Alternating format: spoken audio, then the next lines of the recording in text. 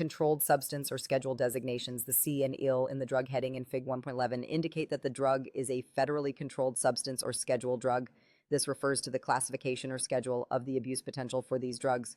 The Roman numeral 2 indicates the general level of abuse potential for the drug and the required degree of regulatory control based on the level of risk for diversion of the drug into illicit or illegal drug sales. Categories or schedules of controlled substances range from a designation of CI to CV. The higher the value of the Roman numeral, the less the abuse potential of the drug.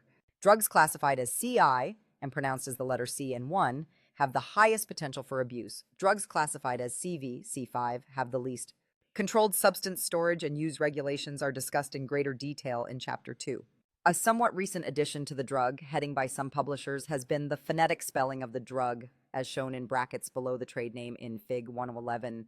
This is helpful for the veterinary professional when communicating the drug name to other veterinarians, veterinary technicians, physicians, or pharmacists. The non-proprietary name, e.g. pentobarbital sodium, is printed in smaller type below the boldface name and phonetic spelling and usually includes a descriptor of the dosage form, e.g. tablets, syrup, or injectable. In the example in Fig 111, the heading states that the drug form is for injectable use. United States Pharmacopeia designation. The U.S. designation in the non-proprietary name stands for the United States Pharmacopeia, USP. The USP is a non-governmental organization that sets the standards for drug manufacturing quality, purity, and consistency for any drug sold in the United States, and the USP designation provides some assurance that the drug was produced in a manner that delivers predictably consistent effects and has been manufactured to the standards required for drugs manufactured in the United States. Finally, the heading may have a separate line that conveys additional information about the drug. In the example in Fig 111, the heading indicates that the dose form also comes in ampules and vials.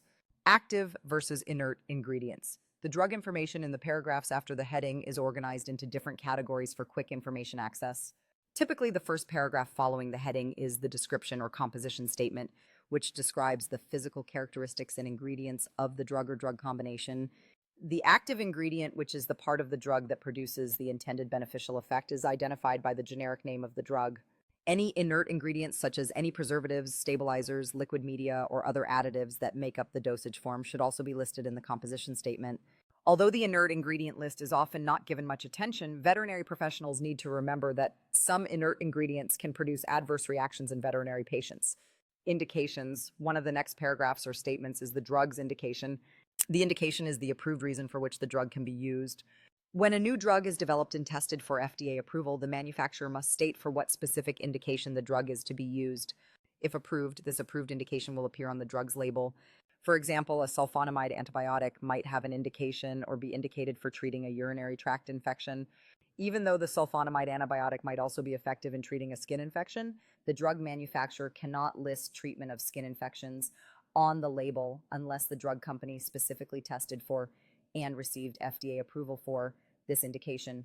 Thus, using the sulfonamide antibiotic to treat a skin infection would be considered an extra label use, and the veterinarian would be professionally liable for ensuring that the drug would be used safely and the use meets governmental guidelines for extra label drug use.